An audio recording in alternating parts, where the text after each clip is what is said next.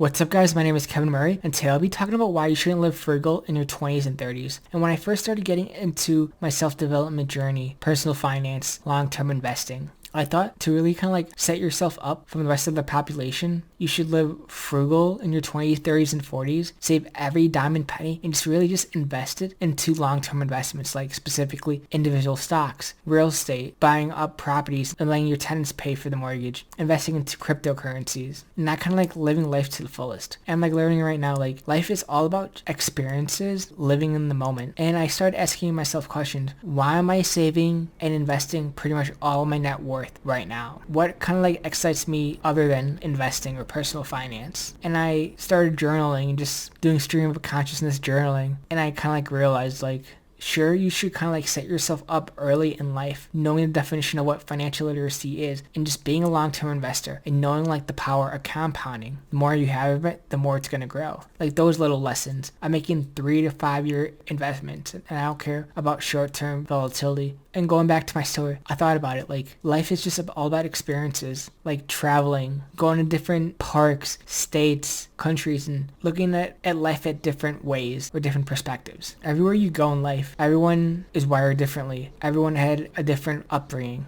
And it's like really cool to observe like what their state of consciousness is or how they kind of like view life as a whole. And like most of our lives are really just going and just staying in the same area since we were like kids, not getting out of our comfort zone, like working, our friend, our family, or kind of like in this radius of maybe an hour, 2 hours away, live life in that little bubble. But there's more to this bubble that I'm learning right now to experience. To hit like financial freedom at a young age, it's not all about saving everything, saving on cups of coffee, and like focusing on the small wins. It's all about those big wins, those big expenses you have to cut down. And for example, like most Americans spend pretty much half their paycheck on cars and housing. How can I decrease those expenses? Is it buying a reliable used car that's going to last me 10 to 15 years, like a Toyota, Honda, or Kia, or Hyundai? For housing, maybe I could rent out a cool house with like-minded individuals that have their own businesses or have goals or motives in life. So you can like split the cost instead of like living alone in your high-rise apartment or house. It's all about having this kind of like balance. Like sure, you want to like take life seriously at a young age, but you should kind of like have fun too. If you do the same thing what other people do your age, you're gonna get the same results as like everyone else. Like for college students, the average college student does what? But could I use that time and energy in creating something or your own business, personal brand? And it's all about really just starting and seeing if it works or not. Like 1% of people actually like post or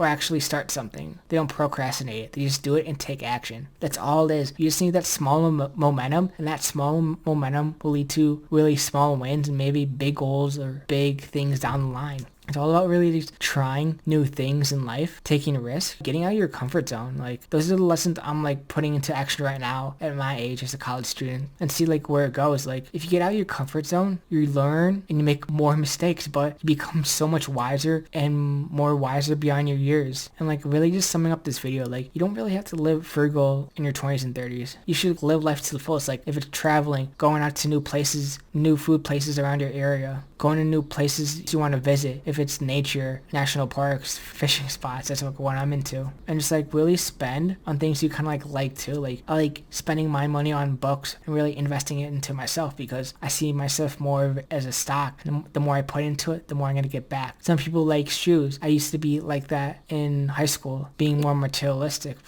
and I'm not really a materialistic thing anymore, but everyone's kind of like wired differently. Like spend on things that really excite you and really start investing into yourself and just investing right now and building that good habit, because habits compound into something special later down the line. Thank you for watching and peace out.